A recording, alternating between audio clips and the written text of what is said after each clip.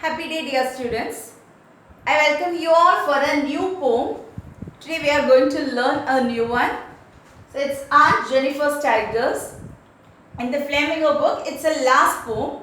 Now we can learn this. It has been written by Adrian Rich. So what do you get in your mind when you see this title? Aunt Jennifer's Tigers. Do you think that Jennifer has grown tigers at home as a pet animal? No, never. It's not like that. It has another meaning. Let's see that.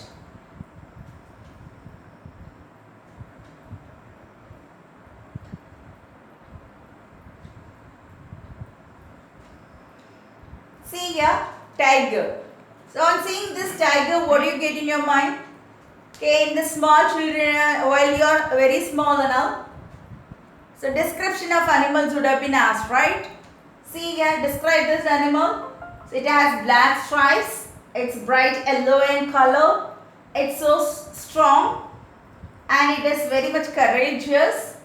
It's ready to face everything and it's free. No one is there to ask anything to it, and it can move anywhere in the forest. Wherever it wants, it can go. So this much freedom is there for the tiger. So these are all the description about this tiger. So let's see about the poet there.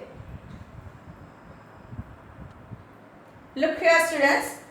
She is the poet Adrian Rich. She is the poet Adrian Rich. Let's see about her.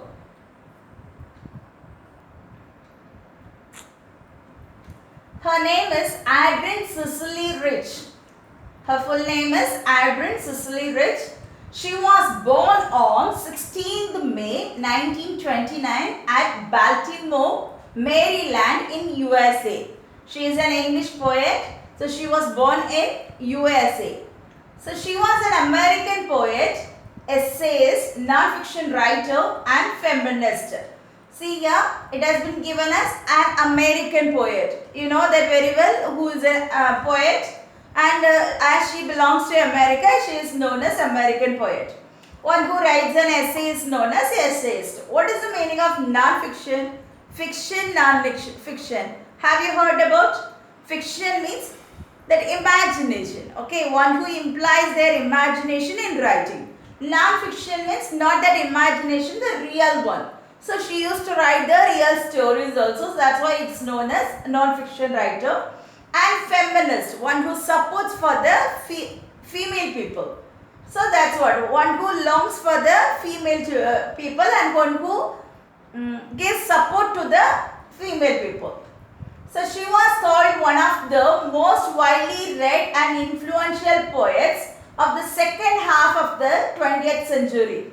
She belongs to 20th century and she was called one of the most widely read. Her poems or her writings were read by most of the readers far and wide in this world. And influential poet, that much influence was there in her poets. So she was known as like this in the second half of the 20th century. She has received the National Book Award in 1974, Bowling Prize in 2003 and Griffin Poetry Prize in 2010. So recently she has got the prizes. See here, first prize National Book Award she received in 1974. Second one is Bowling Prize. It was received in 2003 and Griffin Poetry Prize it is recently awarded in 2010. She died on 27th March 2012 in California at the age of 82. So recently she has passed away. See here, she died in the year 2012 only. Now it's 2020. So just 8 years before she has died in California at the age of 82. Let's once again see about the poet. See here, she was born on 16th May 1929 at Baltimore, Maryland in USA. She was born in USA and she was known as an American poet, essayist, non-fiction writer and feminist. She was also called one of the most widely read and influential poets of the second half of the 20th century. She has received the awards National Book Award, Bowling Prize and Griffin Poetry Prize. At last, she died on 27th March 2012 in California at the age of 82. Let's see this introduction of the poem. Already I have asked you whether you are thinking that she has grown tigers at home as pet animals. No, it's not like that. Normally you know about the girls. They'll have more responsibilities. While they are very small also, they'll do their responsibilities as a student, as a daughter in the homes. Then after marriage, their responsibilities will be multiplied. As a mother, they have to do their responsibilities. As a wife, they have to do their responsibilities. As a daughter-in-law, they have to do their responsibilities. So, in multiple roles, the girl has to play. So, here also, Aunt Jennifer has got married. Afterwards, she is depressed with a lot of responsibilities. Another one thing, her husband doesn't give any respect to her. So that she is not at all given any rights to speak in front of him, and he doesn't understand the feeling of that lady also. So at one extreme level, she has to convey her feelings to someone. So here it has been written as a poem here. So what she is doing here, so she is doing the embroidery work on a table spread or the curtain like something. So there she is drawing a tiger. So she is whatever she wants to get in her life, all those things she gives to the tiger. All the freedom, all the courageous and domination, everything is given to the tiger.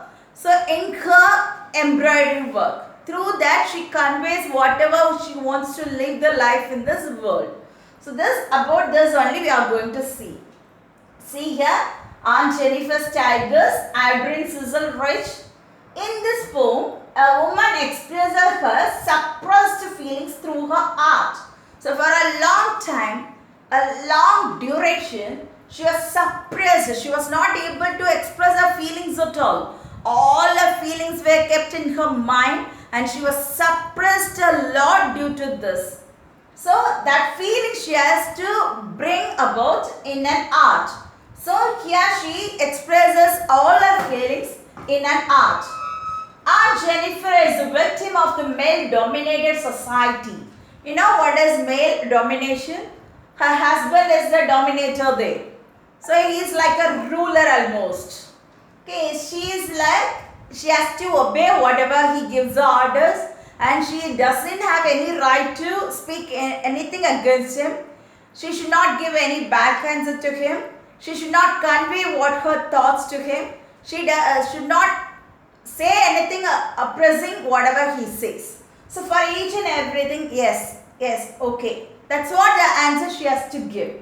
That's why Aunt Jennifer is a victim means one who was experiencing a lot of problems due to this male domination. She has no one to tell her mental and physical pain. It doesn't been given that she has children and she has to convey with them likewise in her. It has been said only about Aunt Jennifer and her husband. That's all. So she doesn't have anyone to share her feelings also. No one is ready to hear. At the same time, she doesn't have anyone to tell also. So she is experiencing pain mentally and physically, but she doesn't have any source to tell it out. That's what the thing. And she makes a picture of a graceful and powerful tiger to convey her deep feelings. So that she wants to make an embroidery of a tiger, which is very much graceful and which is very much powerful. Okay, it's very much like very strong, very much courage it has. So likewise she is creating an animal, tiger, to convey her deep feelings. Whatever she has buried in her mind, through this tiger she is bringing out. That's what the introduction. Again it continues. Let's see. In this poem, the poet vividly clearly shows the weaknesses of women and the male dominance in the marriage life through the image of Aunt Jennifer in their poem. Normally, if you see, however they are dominating in their own houses also, after marriage, their people will be suppressed a lot. This is what happening in this world all around. This is not only for a less number of people. Maximum people will be suppressed after the marriage. Even though they were the princes in their homes, after coming here, they'll be like a slave only.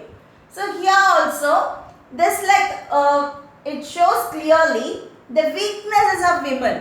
They are born for abiding the rules and regulations of the male people. At home, father will dominate, and after marriage, husband will dominate, mother-in-law will dominate, father-in-law will dominate, and brother-in-law will dominate. So maximum that male people will dominate this girl. Okay, so she has to suppress a lot to run the family in a smooth way. So this is what taught to all the girls while they are very small itself. So here, that's what it shows here. The women's weakness is shown in this poem, and at the same time, how the male people are dominating in the family also is given. So this domination has been adopted by the girl at the time of her marriage. Through her marriage, she has adopted this male dominance, and through that she is suffering a lot also. It has been given like this only in this poem. So suppressed and oppressed Aunt Jennifer wishes to be powerful and strong like the tiger in her life, but she fails. Actually, she wants to bring out her suppression and oppression, so in any powerful way like this tigers. But she tried some attempts also, but she failed in that. She was not able to execute it even though she has more thoughts in her mind. So this is what the situation of this Aunt Jennifer. This Aunt Jennifer is a character which has been given in this poem. Actually, this is not the name of the poet. That you should have it in your mind. So the stout and impressive image of a tiger in her art, contrary with Jennifer herself. So she has made a tiger with her embroidery work, but that is very much different from what she experienced in her life. So it's entirely different. She herself has made, but even then it has complete contradictory nature from Jennifer.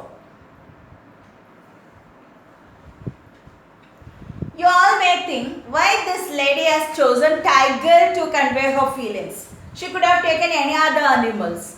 But see here, tiger is a symbol of strength. So tiger is known as a symbol of strength. It's a symbol of proud. It's a symbol of experience, and it's a symbol of independence. While Jennifer is weak, meek and dependent to her husband. Okay, she is very weak. She is not able to be courageous, and she always depends upon her husband only. So while she is of this nature, she gives some contradiction nature to the tiger. So she has chosen the tiger as the animal because it's a symbol of strength, it's a symbol of pride, it's a symbol of experience, and it's a symbol of independence. This poem is powerful and generalizes the plight of all separate women of the world. So she dedicates this poem for all the suppressed women in this world. Because after marriage, most of the girls are treated as a slave only. By everyone, they are depressed a lot. From their family and their people, their way of treating, everything gives a lot of depression to the girls.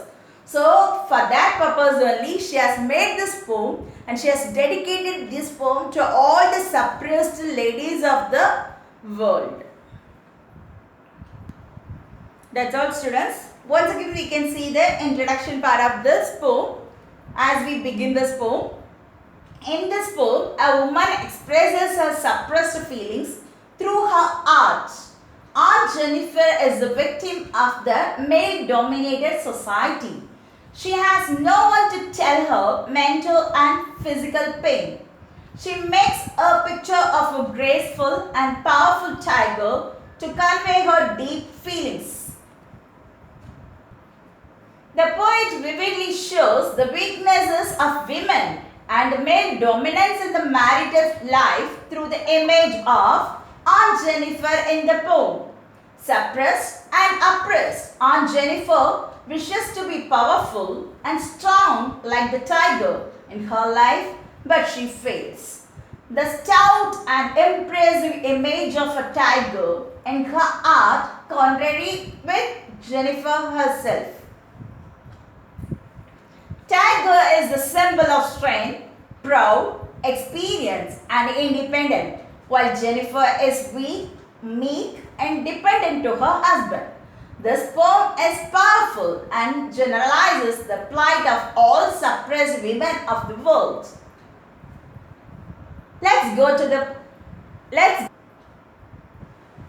Aunt Jennifer's tigers prance across a screen, bright topaz denizens of a world of green. They do not fear the men beneath the tree. They pace in sleep, chivalric certainty.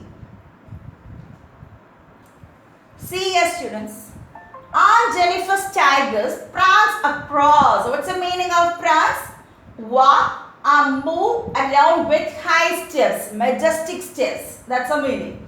Across a screen, bright topaz denizens of a world of green. See here, topaz means a bright yellow colored stone. Actually, this brightness of the tiger has been compared with the bright yellow colored stone. Then denizens means an animal that lives in a particular place. That's ordinarily an animal which lives in a particular place. Of a world of green. What does it mean, a world of green? It's a forest, the nature. So which is a greenery has been mentioned in this poem. They do not fear the men beneath the tree. They don't get afraid of anyone. Because they are in the forest, that's a place of them and they no need to get afraid of anyone in this world. They pace in sleek chivalric certainty. Sleek means elegant. Chivalric means being courteous, especially to women, an act of a gentleman. So she has made this as a elegant and at the same time gentle in nature, certainly. In its nature itself, she has made it as a very gentle one. So see here, Aunt Jennifer's tigers prance across the screen. In her screen, she has made a tablecloth or the curtain. So there she is making the embroidery of a tiger. So this tiger moves everywhere in the screen. It takes a majestic step everywhere in the screen. It may walk here and there everywhere. It can run anywhere. It can go anywhere. So nothing can stop it. So likewise, it has full rights to go anywhere.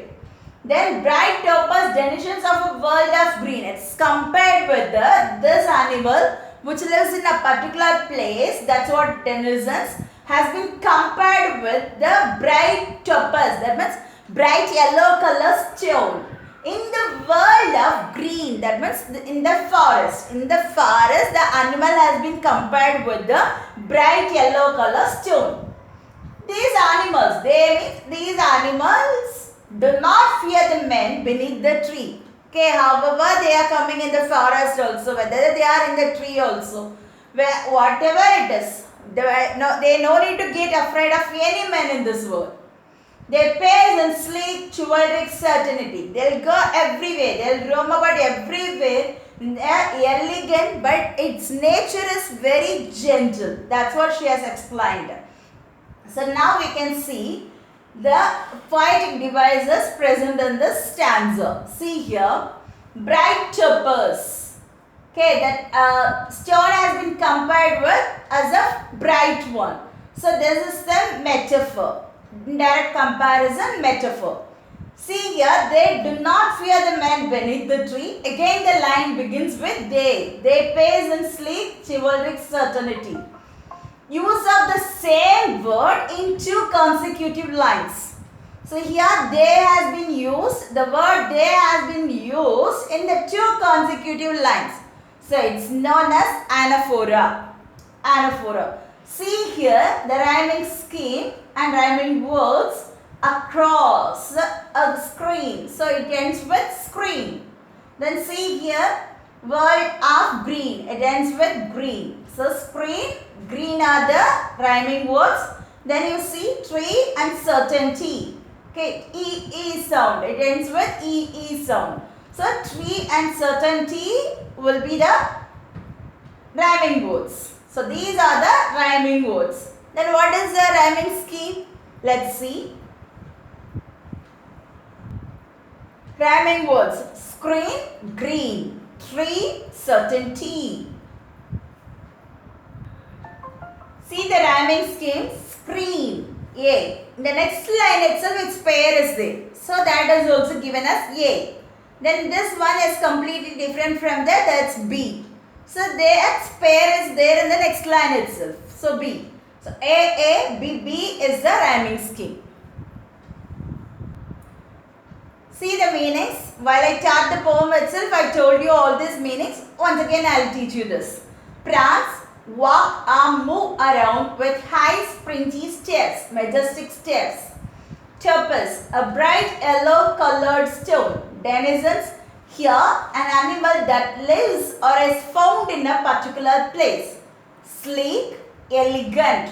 Chivalric, being courteous especially to women, an act of a gentleman. Let's see the poetic device. Rhyme scheme, it has been given. A, B, B, I told you already. Anaphora, use of same word in two consecutive lines. Here they has been used in the consecutive lines of two. So that it's known as anaphora. Then metaphor, use of topaz to describe the yellow color of tigers. It has been compared with the yellow stone. So that is known as metaphor.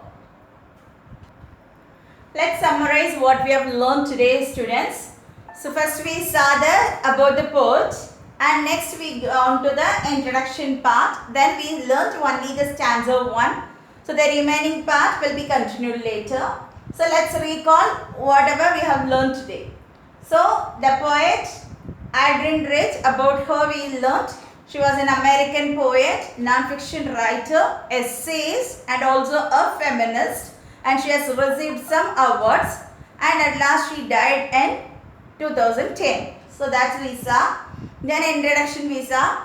It's actually the character. Aunt Jennifer is the character created by the poet, and she has been shown as a person who is depressed a lot after her marriage, and she was not able to convey anything to her husband. She doesn't have anyone to share her feelings also. For a long duration, her feelings were not respected in her family, and it was not at all respected in the society also. Due to that, she was depressed a lot. At last, she has to find a way to convey all her feelings. So that she has had drawn and embroidered a tiger. So she has given all those rights and all those freedom and all those whatever she wants to live in the life in the world, she has given to the tiger to live in the forest. So that much she has given freedom in the embroidering of her table mat or the curtain. So about that we have seen. So that's the first stanza. We can see Aunt Jennifer's tigers are walking majestically, or it runs majestically everywhere across the screen. So because she is doing that embroidery work in the screen only. So this bright yellow colored tiger has been compared with the yellow stones in the green color forest. And they no need to get afraid of any men in this world because they are already in the forest, and as they are in the screen, no other animal will come, no other person will come to kill. So they no need to get afraid of anyone in this world. They pace in sleek chivalry certainty. So actually they are made as a majestic one, proud one, but by nature she has given some nature to the tiger. So it is very gentle in nature. So that's all the first stanza explains to us. So the meaning has been given and also the poetic devices have been taught. Okay, so thank you students. So we will meet again by the next picture. Thank you.